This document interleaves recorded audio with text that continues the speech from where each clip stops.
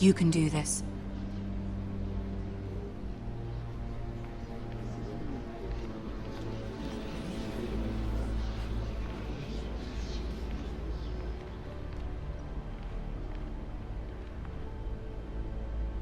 Ah, Lady Marjorie. Aren't you looking lovely this evening? Lord Tyrion. Your Grace? With your permission, allow me to introduce Lady Mira of House Forrester.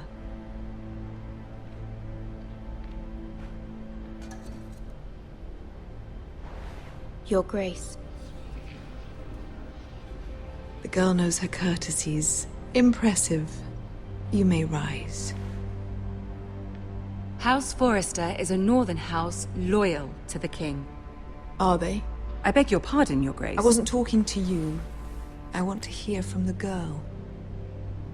Is your family loyal to the king? Perhaps you should ask the new Lord Forrester. He's not here, is he? She is. House Forrester's loyalty to the crown never wavers, Your Grace. I see. And yet...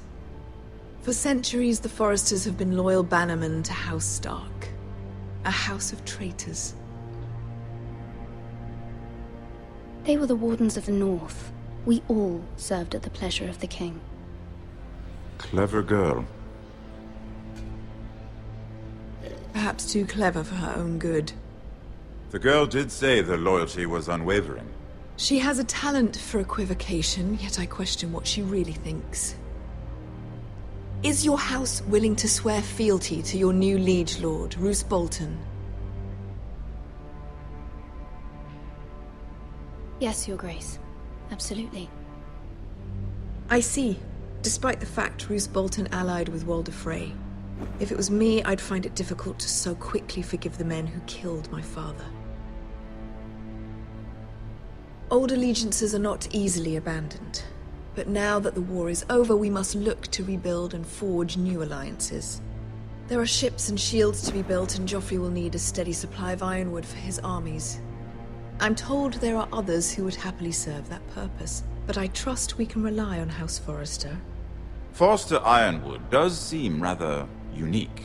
Yes, Your Grace. It would be a shame to see it fall into the hands of another house. I imagine you'd do almost anything to prevent that from happening, wouldn't you? Ask any Lannister, and they'd do whatever was necessary to save Casterly Rock. It would be unfortunate to see another house lay claim to what's yours. I won't dishonor myself, Your Grace. I see. What would you have the girl do, Cersei? It's not as if she fought beside the Starks, wielding a battle axe for the Northern Army. It raises an interesting question, I suppose. Can we truly blame those who end up on the wrong side of the war? Our dear Marjorie here was betrothed to Renly Baratheon on the false assumption that he would one day rule the Seven Kingdoms. Can we fault her for her mistake? Should she be held accountable? She was just following her heart, Your Grace. And the very same heart so quickly led her to my son.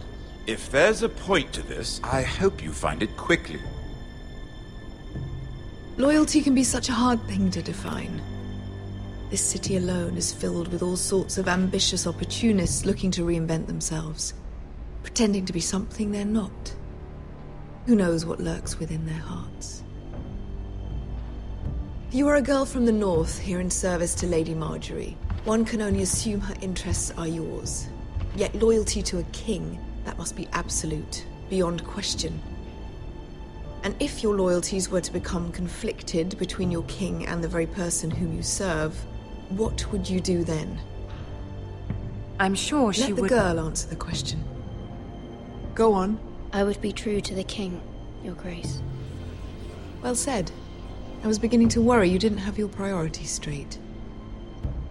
She is a threat to the crown, isn't she? The most dangerous handmaiden in all of King's Landing. My sense is this girl will say almost anything to get what she wants.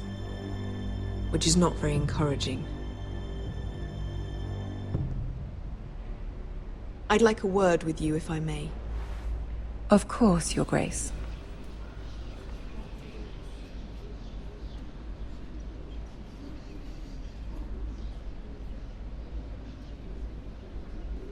I'll walk you out. This may come as a surprise, but I met your father once, at the tourney at Lannisport. Even then he didn't trust Roose Bolton. We only spoke briefly, but your father struck me as an honorable man. You have my condolences for his loss. Thank you, Lord Tyrion. That's very kind of you to say. That certainly took courage. To so publicly declare your loyalty to Joffrey for all to hear. Poor Lady Margaery was humiliated, although Cersei seemed quite pleased. It was quite the first impression. I, of course, found it all highly entertaining. I did it for Lady Margaery. Rather odd, if that's what she asked of you.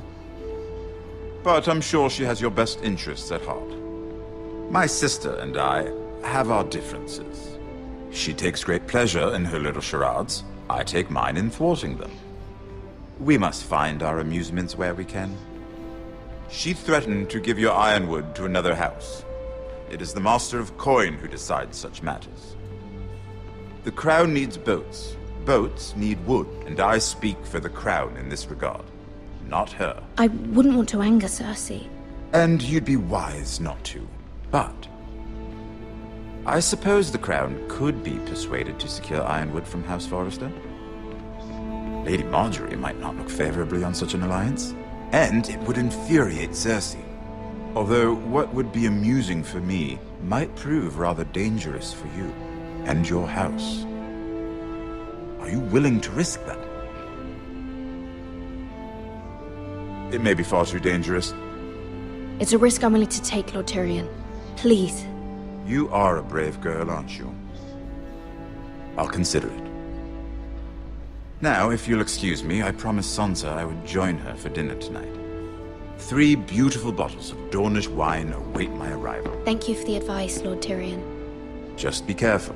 This is not the North. King's Landing can be a nest of vipers to the uninitiated.